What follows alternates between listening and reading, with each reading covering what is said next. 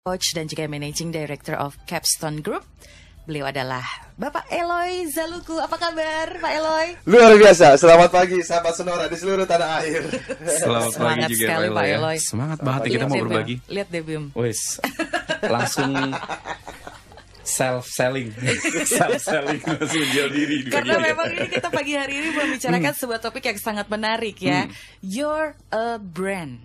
Yeah. Kamu itu membawa merek, membawa Betul. brand. Saya harus jual diri saya berarti kalau gitu ya. Iya, Dalam betul. arti tanda kutip yang positif Iya ya. dong, iya kan. Yulus jangan melotot gitu dong, saya bilang jual diri saya. Wow. Langsung mau beli dia. Dalam arti positif, Yang positif, ya Pak Eloy iya, ya. betul. Nah ini Kadang-kadang menarik kita sulit sekali. loh, Yul. Sulit untuk menjual diri kita dalam arti gimana ya supaya orang tuh percaya kepada kita, memberikan kepercayaan, trust pada kita. Iya. Apalagi kita sebagai seorang sales, seorang marketing. Bagaimana sih saya membuat trust, kepercayaan itu pada orang lain sementara saya mampu nggak ya menjual diri saya di hadapan orang ini. Nah pagi ini kita jadi seorang jadi sebuah brand, sebuah merek yang membawa diri kita sendiri. Nah tadi topik kita adalah you are a brand. Yes. Nah, Karena semua orang adalah salesperson. Yes. Betul, Pak Eloy? pagi ini kita juga undang loh teman-teman dan para sahabat-sahabat semua yang pagi ini ingin belajar sesuatu dari Pak Eloy Zaluku di pagi ini di acara Eloy on Sales and Marketing.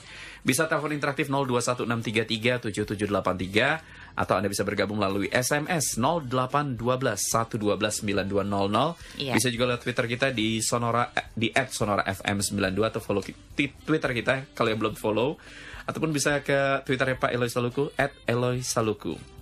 Baik. Oke. Pagi ini langsung saja kita berbincang mengenai you are brand. Pak, konsepnya apa sih Pak di belakang tema obrolan kita pagi ini? Mas Bima, saya udah lama sekali memikirkan mengenai tema ini ya, karena ini penting sekali. Banyak orang-orang yang pandai, pintar di luar sana, tetapi tidak mendapatkan hasil yang maksimal dalam karir, dalam bisnis, khususnya dalam profesi sebagai salesperson, karena mereka tidak punya mindset bahwa my name is a brand gitu ya. Nah, jadi kita mau masuk konsep yang pertama dulu bahwa everyone is a salesperson. Semua orang adalah tenaga penjual dan itu penting oleh karena mungkin ada sahabat Sonora yang sekarang sedang mendengarkan di jalan ya, mungkin di rumah dan merasa well I'm not a salesperson, saya bukan seorang tenaga penjual. Sebetulnya konsep yang betul tentang selling adalah semua orang itu adalah tenaga penjual. Ada orang yang menjual produk, ada orang yang menjual jasa, ada orang yang menjual apartemen, ada orang yang menjual ide. Dan tadi seperti Mbak Yulis katakan, Mas Bima menjual sesuatu juga ya. Bahkan dulu ketika kita baru pacaran dan akhirnya menikah, Mas Bima, Mas Bima berhasil tuh jualan. Karena dapat sesuatu tadi ya. Berhasil jualan pada seorang wanita. Ketika wanita itu akhirnya menerima Mas Bima, katakan sebagai contoh begitu ya, menerima Mas Bima sebagai calon suami dan akhirnya menikah. Kecuali kalau Mas Bima dulu menikah itu karena dipaksa. Beda atau cerita. dijodohin beda ya Pak ya? Atau dijodohkan itu beda. Dijodohkan beda ya. Tapi kan pada umumnya kita melewati namanya adalah proses selling di dalam pernikahan. Juga waktu kita wawancara di tempat kerja. Kita bisa bekerja di satu tempat karena kita melalui satu tahapan dan itu adalah menjual tanda kutip diri kita, values yang kita punya. Nah, itu sebab kita mau bahas sedikit nih mengenai yang namanya selling process. Yang umumnya orang itu katakan ada 7, tetapi sebetulnya juga bisa 8. Ya, jadi sahabat Sonora, dimulai daripada leads and referrals. Leads and referrals itu, Mas Bima dan Mbak Yulis, itu adalah bank data kita. Bank data di mana kita ini nantinya akan memprospek orang-orang tersebut. Jadi leads itu semacam bank data, referrals itu direferensikan oleh teman-teman atau klien-klien kita. Contoh dalam pernikahan, Mbak Yulis, misalnya Mas Bima itu sudah punya kebutuhan untuk menikah, gitu ya. Lalu beliau, Mas Bima langsung sorting tuh, itu teman SMP dulu yang kira-kira masuk kategori ini gitu ya.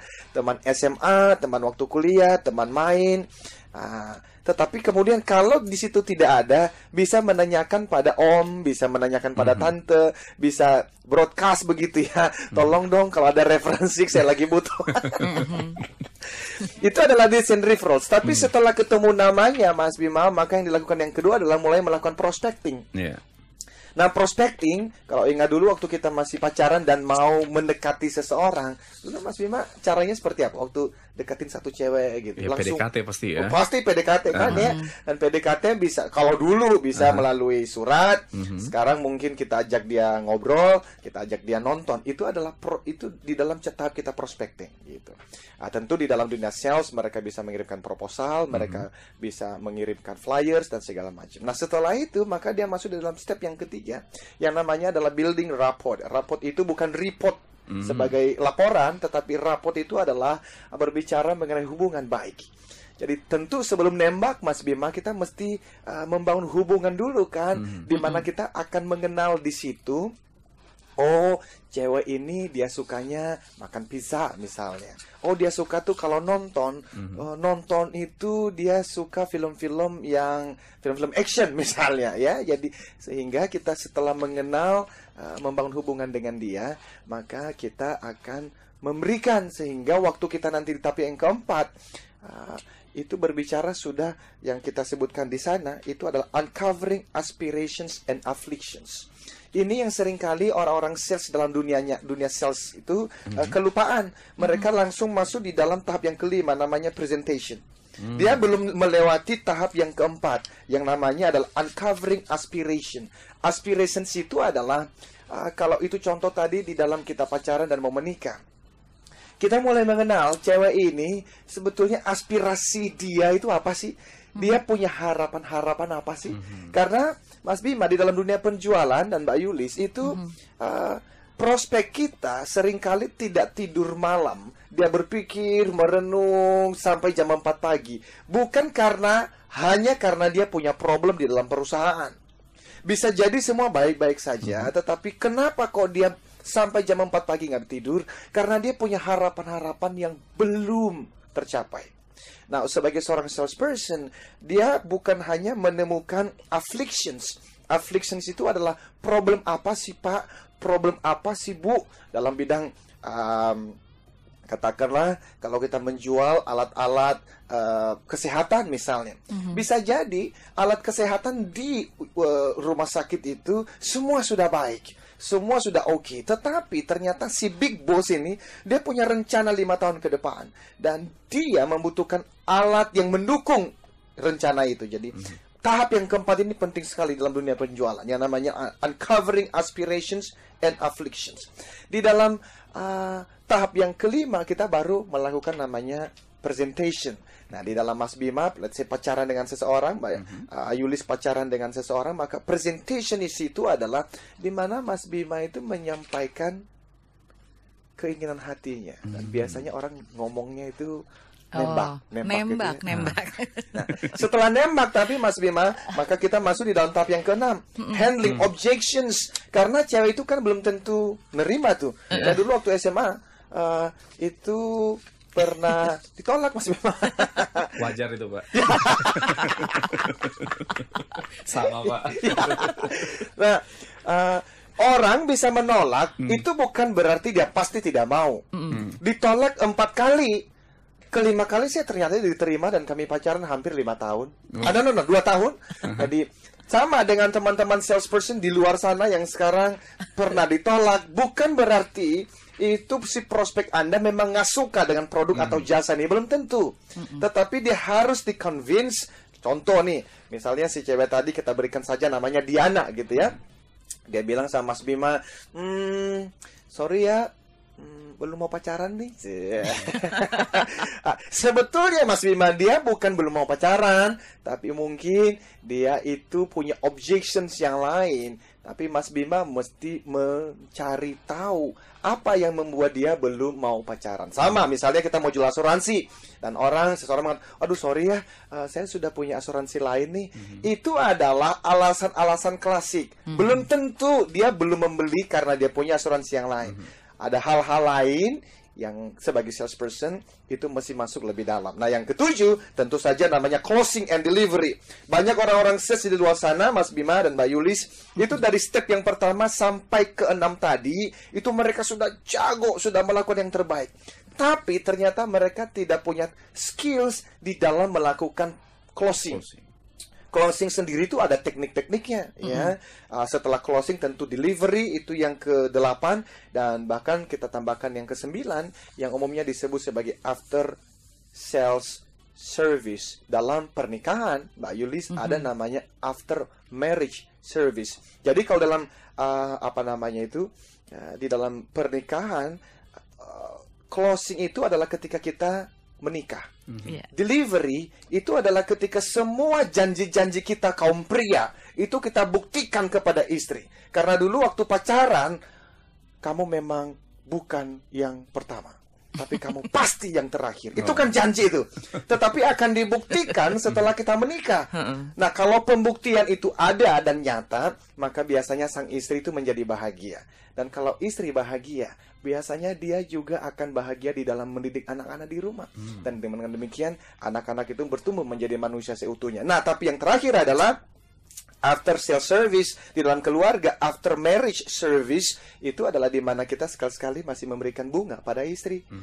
Si istri sekali-sekali memasak masakan, makanan kesukaan suaminya. Di dalam dunia sales, kita juga melakukan hal yang sama. Jadi, tentu saja analogi pernikahan ini tidak berlaku bagi pasangan yang menikah karena dipaksa tadi, ya, Mbak Yulis. Tetapi pada umumnya, inilah konsep bahwa everyone is a sales person. Dan kalau everyone is a salesperson, maka konsep you are a brand itu sangat penting. Oleh karena tadi Mas Bima menyebut mengenai trust. Trust itu hanyalah salah satu atribut daripada brand, nama, merek. Itu sebab kalau kita mengatakan you are a brand, nama Anda adalah sebuah merek, maka pertanyaan berikutnya adalah ketika seseorang mendengar nama Anda atau menyebut nama Anda, apa yang terpikir oleh mereka? Seseorang yang pemalaskah? Seseorang yang selalu terlambatkah? Seseorang yang selalu marahkah? Atau sebaliknya, seseorang yang selalu inspiratif, seseorang yang inovatif, seseorang yang baik hati? Itu adalah atribut-atribut kita. Dan semakin banyak atribut positifnya, semakin besar kemungkinan untuk kita berhasil dalam bisnis dan dunia penjualan. Semakin banyak negatif atributnya, tentu semakin jauh kesuksesan dari diri kita, khususnya dalam dunia penjualan. Jadi itu background dari yang namanya adalah everyone is a salesperson, dan you are a brand. Saat nama Anda disebut, apa yang terlintas dalam pikiran orang mengenai Anda? Itu pertanyaan yang harus dijawab oleh sahabat Sonora di seluruh tanah air. Oke, jadi kita semuanya adalah salesperson yang handal, Yul. Sebenarnya ya. Tapi bagaimana kita membangun image itu dia. Nih makanya tadi Pak Elo juga nanyakan, saat nama Anda disebut, sejauh mana ya orang kenal dengan brand kita, sejauh mana orang memandang positif brand kita. Itu penting. Betul sekali. Kita akan bahas lagi ya. Nanti kita akan sambung lagi nih. Seberapa jauh sih kita dikenal? Kita dikenal, dia sama Peter dikenal. Baik, masih bersama Bapak Eloy Zaluku. Beliau adalah seorang motivator, trainer, coach, dan juga managing director of Capstone Group. Tetap di Sonora Network.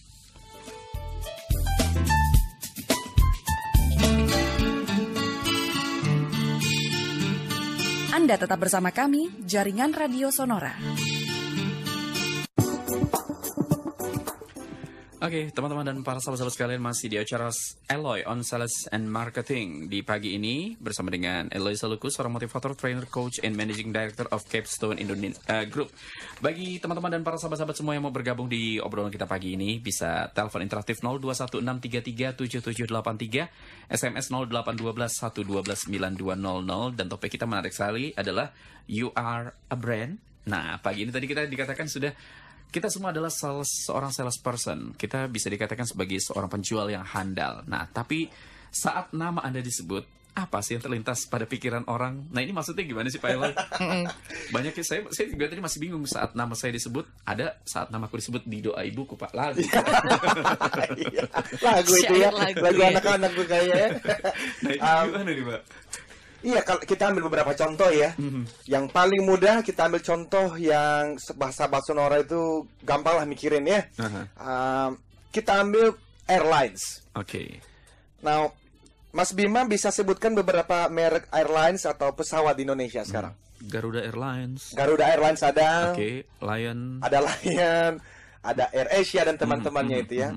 Nah, seandainya Mas Bima itu pergi, let's say ke Surabaya, gitu ya. Lalu semua biaya itu ditanggung oleh Sonora perusahaan. Ya. Dan Sonora bilang mau naik pesawat apa aja boleh. Terserah. Gitu Terserah, gua bayar. Kira-kira Mas Anto mau naik yang mana ini? Kalau saya pilih yang terbaik lah, Pak. Oh gitu. Cuman yang terbaik menurut Mas Bima dengan yang terbaik menurut Mbak Yulis bisa berbeda, gitu ya. Yang menurut Mas Bima yang mana nih dari beberapa? Boleh ya Pak ya. Ini bukan untuk memerkkan mereka ya. Bagi saya sih yang terbaik yang mungkin nggak ada delaynya, begitu gitu. Oke lah kalau ada pun delay sedikit gitulah. Garuda mungkin. Garuda ya. Sama Mas Bima itu kalau saya pergi training keluar kota itu di dalam MOU bahkan dari proposal pertama kepada klien saya sudah menyebutkan tuh bahwa selain daripada investasi yang ada let's say XX gitu ya, belum termasuk biaya transportasinya, dan saya menyebutkan secara spesifik 2 tiket Garuda Indonesia. Ada alasan kenapa saya memilih Garuda. Bukan berarti yang lainnya tidak profit loh ya. Karena ini berbicara mengenai strategi bisnis masing-masing ya. Lion punya strateginya sendiri. AirAsia dengan sangat hebat itu punya strateginya sendiri. Kan kita menyebut ada namanya full service, ada yang budget airlines. Tetapi pada intinya adalah ketika tadi kita menyebut bahwa ketika nama Anda disebut, apa yang muncul dalam benak konsumen, waktu kita menyebut Garuda Indonesia, kita menyebut Lion Air, kita menyebut AirAsia, atau kita menyebut misalnya BMW, Mercy, Alphard, Avanza, itu semua punya atribut-atributnya. Yang semua dikomunikasikan tentu melalui komunikasi perusahaan dan media. Kenapa kita membahas ini ya? Supaya mudah bagi sahabat Sonora untuk nanti memahami bahwa iya ya, kalau nama saya adalah sebuah brand, selama ini saya sudah mengkomunikasikannya belum? Dan kalau saya sudah mengkomunikasikannya, saya sudah mengkomunikasikannya dengan benar atau belum? Jadi sebetulnya yang dilakukan oleh Garuda bermain di full service airlines ya, itu juga kan akhirnya beliau-beliau ini tertarik melihat di dalam budget airlines ternyata ada itu segmen yang menarik. Itu kan sebab akhirnya masuk dengan Citylink. Ya, jadi keputusan naik pesawat yang mana ditentukan oleh atribut merek pesawat tersebut. Misalnya tadi saya sebutkan full service kah, budget airlines kah, berapa harganya, bagaimana dengan track record ketepatan waktunya, bagaimana pelayanannya dan lain-lain. Semua itu menciptakan sebuah persepsi dalam benak konsumen, Mbak Yulis, yang dikomunikasikan melalui berbagai cara dan media. Inilah yang kita sebut sebagai positioning sebuah merek. Maka nanti sebagai pribadi personal pun mesti memposisikan diri di dalam industrinya masing-masing sebagai apa. Itu penting sekali ya. Artinya saat kita mendengar merek-merek lain, misalnya tadi saya sebut Metro TV dibandingkan RCTI, itu pasti muncul atribut yang berbeda di dalam benak kita. Let's say waktu kita berbicara Metro TV dan TV One misalnya, itu berbicara mengenai 2 stasiun TV yang berbicara mengenai berita. Karena mereka positioningnya di sana.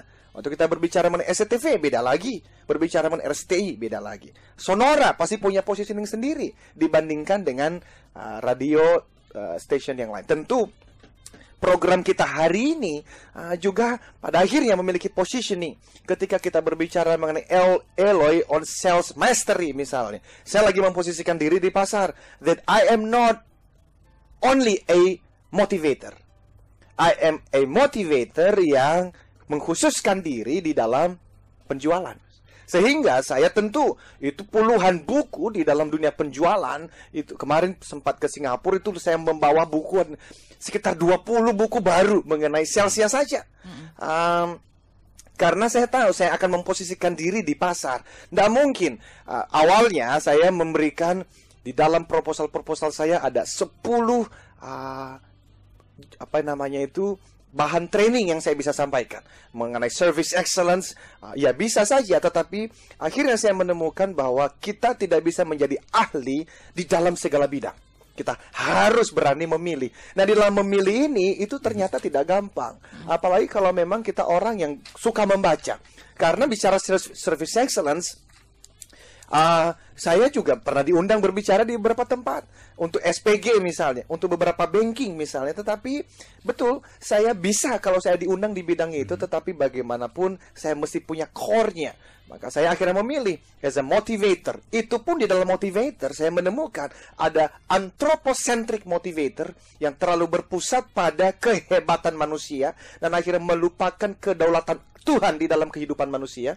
Dan ada yang theocentric motivator. Itu pun akhirnya saya harus memilih bahwa saya menjadi seorang theocentric motivator walaupun segmennya menjadi lebih kecil daripada saya memerankan sebagai motivator in general.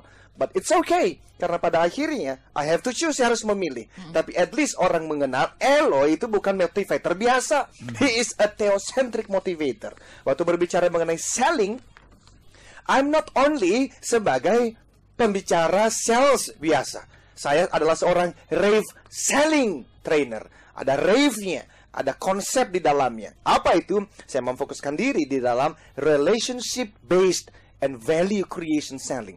Jadi di training saya di dalam bidang sales, fokusnya pada dua hal itu, relationship dan value creation. Karena saya orang yang percaya relationship adalah awal dari sebuah penjualan yang sukses. Tetapi relationship jika tidak dibarengi dengan value creation, relationship itu tidak akan memberikan keuntungan apa-apa. Baik, Pak Eloy, kita break dulu sejenak. Pak Eloy, saya masih mau berbagi informasi aktualitas dulu bagi teman-teman dan para sahabat semua. Mohon maaf kita potong dulu sebentar, teman-teman dan para sahabat-sahabat sekalian. Ini tadi kita sudah ngobrol tentang positioning. Di manakah posisi kita menempatkan brand kita nih di khalayak umum begitu ya. Baik, nanti kita lanjut lagi. Kita break dulu untuk tanda waktu dan juga ada informasi aktualitas untuk Anda. Tetap bersama kami. Anda tetap bersama kami, Jaringan Radio Sonora. Baik, kita akan lanjut lagi di obrolan kita pagi ini. Masih bersama dengan Eloy on Sales and Marketing. Pagi ini tentu saja topiknya menarik sekali, you are a brand. Nah, untuk Anda yang mau bergabung silakan kita buka di 0216337783, SMS 0812-112-9200. Mau lewat Twitter juga silakan, @saja Sonora FM 92 atau follow kami di @Sonora FM 92 atau Eloy Saluku, @Eloy Saluku. Pak Eloy, tadi sudah kita ngobrol positioning ya Yul ya. Ini sangat penting banget buat kita supaya tadi menciptakan sebuah trust. Tapi bagaimana Pak, ini kan biasanya orang kan suka dan tidak suka, like and dislike. Misalnya kayak tadi, contoh tadi penerbangan tadi, maskapai tadi, atau dengan menggunakan BMW atau Mercy atau apa kan, like and dislike begitu istilahnya. Betul. Nah, bagaimana terus kita sampai pada poin selling process, I buy your product. Gimana coba? Iya. Untuk menjawab pertanyaan itu ya, kita mesti ajak dulu sahabat Sonora untuk mengerti, memahami, mengingat-ingat ada konsep yang lain di dalam marketing yang kita sebut sebagai buying process. Tadi kita udah lihat selling process ada 9, mulai dari leads and referrals sampai kepada after sales service-nya. Tetapi buying process itu juga perlu untuk dipahami karena nanti kita lihat di proses yang manakah itu positioning kita, brand kita memainkan peranan yang sangat penting. Nah, jadi yang pertama, biasanya kalau kita mau membeli sesuatu, Mbak Yulis, itu dimulai dari yang paling pertama, namanya adalah needs recognition atau problem awareness. Jadi needs recognition itu artinya adalah kita mulai mengerti, merekognisi, menyadari, oh iya saya punya kebutuhan nih. Entah itu handphone baru, entah itu mobil baru, entah itu asuransi atau apapun. Ya, atau orang menyebutnya problem awareness. Jadi kita punya masalah dan kita membutuhkan sesuatu sebagai solusinya. Itu adalah proses yang pertama. Tetapi proses yang kedua diikuti dengan information search. Artinya kita mulai mencari informasi sesuai dengan barang atau jasa yang kita butuhkan. Nah, disinilah akhirnya masing-masing merek itu memainkan peranan penting. Apakah saya akan memilih merek tertentu atau tidak sesuai dengan punya kebutuhan saya. Kita. Nah, setelah saya mulai, let's say ini bicara mengenai mobil, begitu ya. Kalau itu untuk kebutuhan seorang CEO multinational company, tentu ketika saya mencari informasi, saya tidak akan pergi mencari informasi mengenai Toyota Avanza misalnya.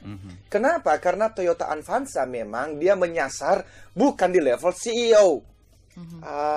Di level CEO kita berbicara mengenai let's say Mercy. Kita bicara merek apa lagi itu yang bagus untuk CEO perusahaan besar ya? BMW, Alphard atau yang lain.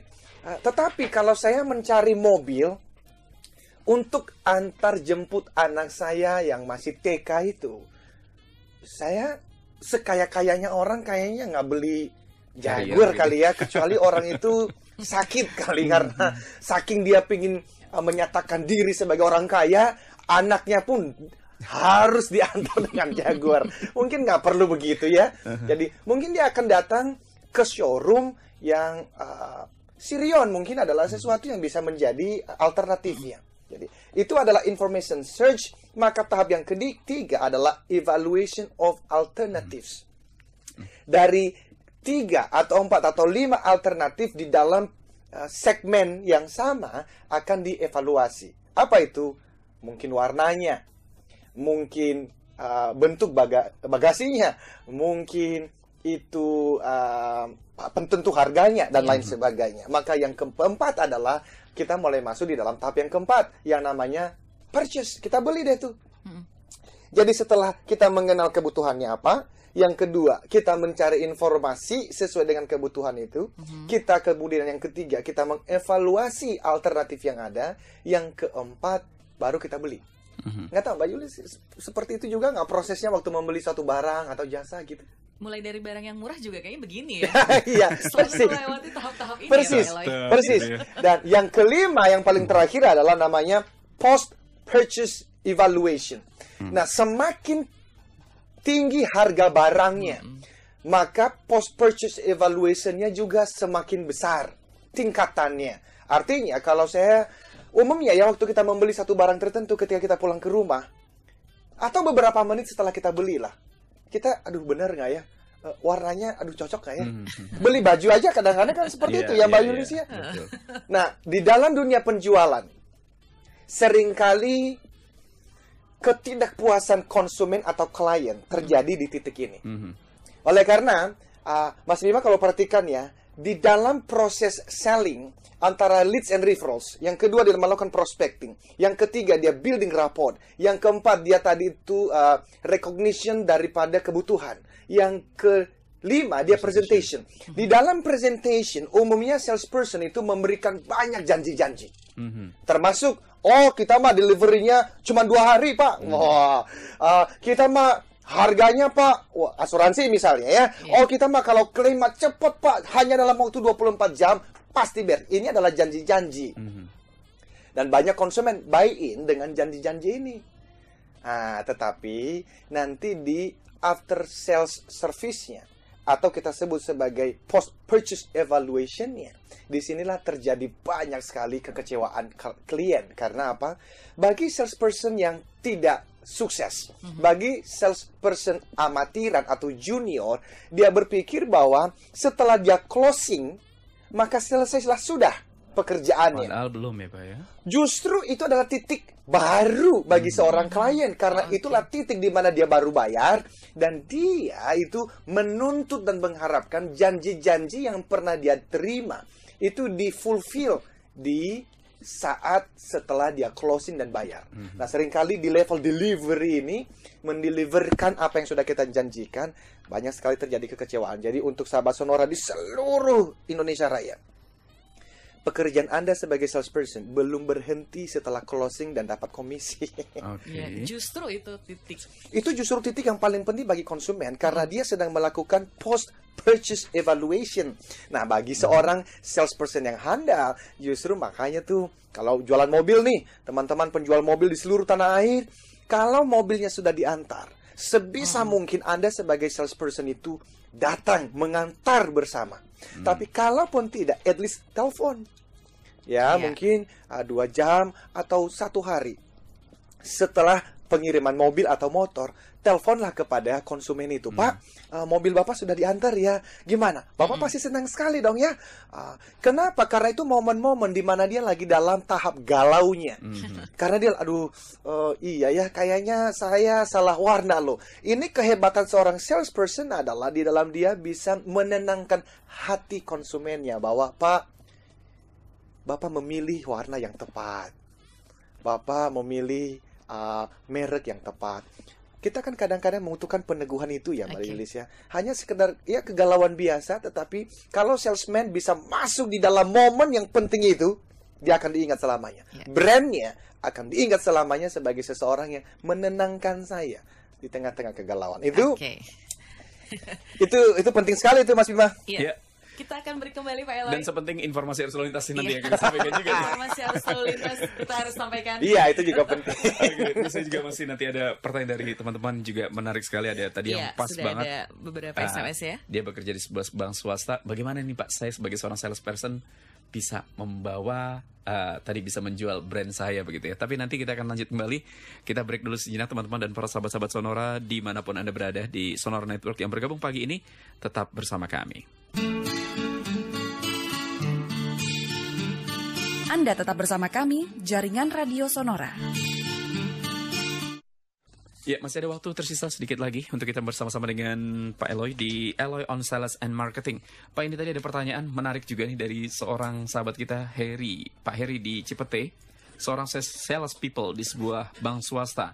Brand tempat kerja belum terlalu dikenal, bagaimana agar sales saya bagus selain relationship-nya juga cukup baik dengan yang saya miliki.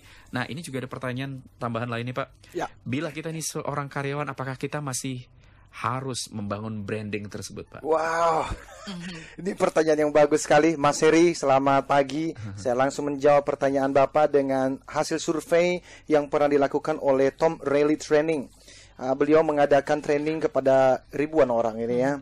Dan pertanyaannya adalah, ketika Anda memutuskan untuk membeli suatu barang atau jasa, berapa besar keputusan tersebut dipengaruhi oleh produk atau jasa, citra perusahaan yang menyuplainya, dan atau sikap karakter pribadi salesperson yang melayani.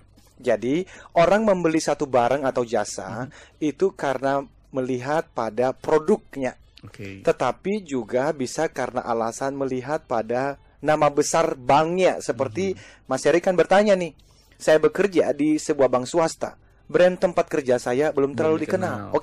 Hasil penelitiannya adalah alasan orang memilih berdasarkan produk 57%. Ini berdasarkan Tom Rayleigh Research nih ya.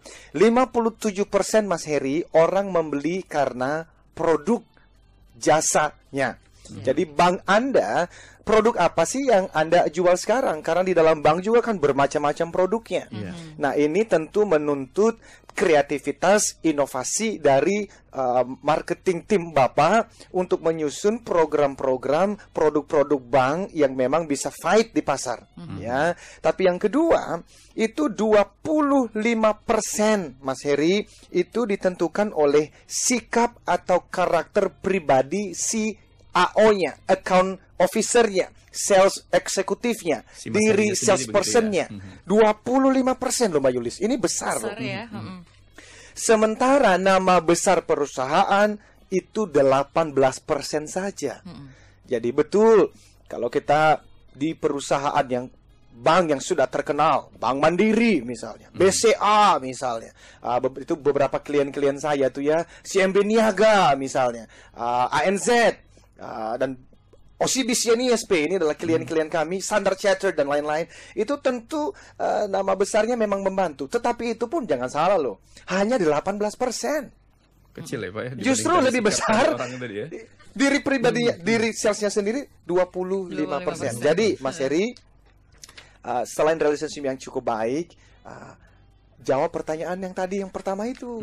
Ketika nasabah Anda mendengar nama Heri, apa yang muncul dalam pikiran mereka? Dan itu yang mesti dijawab ya. Pertanyaan yang kedua tadi juga bagus tuh.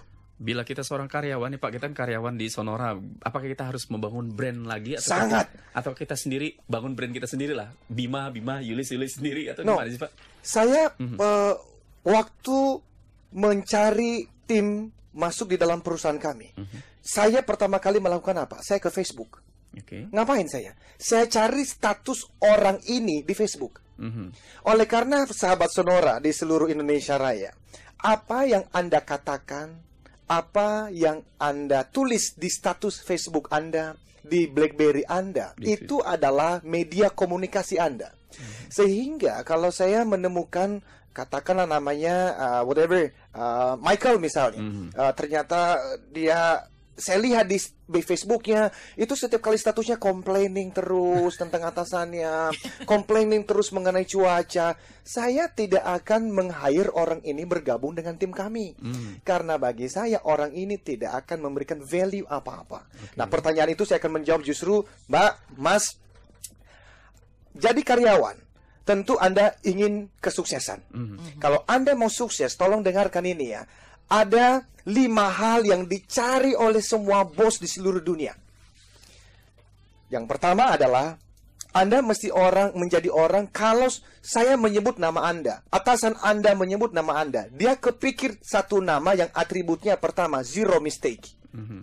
Di perusahaan kami, saya mengajarkan kepada seluruh tim. Yang paling pertama adalah zero mistake. Artinya apa? Tidak boleh ada yang salah. Satu tim saya mengatakan, tapi kan kita manusia Pak Eloy, mana mungkin kita tidak akan pernah salah. Kalau kata Dorce, itu kesempurnaan kan hanya milik Allah katanya. Ya saya setuju, betul, tapi bagaimanapun kita mesti punya target. Kita berjuang, bukan berarti karena kita manusia yang tidak sempurna maka kita boleh salah apa saja, tidak boleh. Maka saya ajarkan mereka, ketika mengirimkan SMS, sebisa mungkin 3 kali sebelum kirimkan SMS, baca dulu. Jangan sampai ada salah kata. Karena kesalahan kecil-kecil itu kalau dibiarkan menjadi kesalahan fatal pada akhirnya. Itu yang pertama. Yang kedua, tuntas dalam bekerja. Karena seorang atasan itu kalau memberikan pekerjaan, Mas Bima, dia itu pingin malam itu dia tidur nyenyak. Maka kalau saya memberikan satu tugas kepada, katakanlah namanya Selamat, saya ingin ketika saya memberikan tugas kepada Selamat, tugas itu pasti tuntas dan tidak ada kesalahan. Itu adalah brand. Itu adalah brand. Yang ketiga tentu berbicara mengenai sikap pemenang, artinya pantang menyalahkan, kreativitas dan inovasi. Tetapi 2 yang paling penting pertama bagi seorang karyawan adalah pastikan ketika Anda mengerjakan sesuatu, zero mistake. Yang kedua adalah itu tuntas. Kalau Anda bisa melakukan itu saja sebagai karyawan, itu menjadi brand Anda. Maka ketika nanti atasan memikirkan, oh saya mau mempromosikan seseorang nih, yang muncul dalam benaknya adalah nama, let's say, Michael, atau nama Selamat, nama Santi. Kenapa? Karena 2 orang ini sudah membangun mereknya. Melalui apa? Itu bisa dibangun melalui Facebook, bisa melalui status sosial itu. Sosmed ya. Karena penting sekali loh, membangun merek pribadi itu mulai dari hal-hal kecil. Jadi sahabat Sonora di seluruh tanah air, kalau bikin status BB dan Facebook itu, tolong pikirkan, ini membangun brand saya sebagai orang yang dikatakan itu bernilaikah, atau justru orang-orang yang selalu komplain dan orang-orang yang tidak memberikan value apa-apa buat perusahaan. Oke, Pak Eloy, makasih banget nih. Wah, waktunya sangat kurang sekali Pak Eloy. Kita teruskan besok malam. Besok malam tidak apa-apa. Ya. Topik masih yang sama, You Are a Brand, ini akan dibawa juga besok malam di hari Kamis jam 7 malam sampai dengan jam 8. Nah, ini jangan sampai lewatkan kalau jangan sampai lewat ya. Jadi teman-teman di Sonora Network, kalau yang pagi ini kayaknya masih perlu lagi, besok bisa gabung lagi. Betul. Malam hari bersama dengan Pak Eloy Seluku. Dan untuk Anda yang mau tanya-tanya, mungkin bisa follow Twitter kita di @sonorafm92 atau follow Twitternya Pak Eloy Seluku di @eloyseluku. Ya. Bisa juga sahabat Sonora ya, boleh mampir ke toko buku Gramedia, dapatkan buku Life Success Triangle dari saya, dan profil True Story novel ditulis oleh Albertine Endah, judulnya Eloy, di seluruh toko buku Gramedia dan toko-toko besar lainnya. Silakan langsung saja ke sana dan bisa mendapatkan banyak tips juga mengenai kehidupan dan tentu saja mengenai penjualan. Oke, kayaknya waktu juga harus mengakhiri bersama kita Pak Eloy. Minggu depan kita ketemu lagi, tapi besok jangan sampai ketinggalan bagi para besok malam jam 7 sampai jam 8 malam besok malam ya, Kamis. Oke. Terima kasih Pak Eloy. Thank you. Sampai ketemu sampai lagi. Sampai ketemu lagi. Sonora Network juga, dan kita akan bertemu lagi besok malam.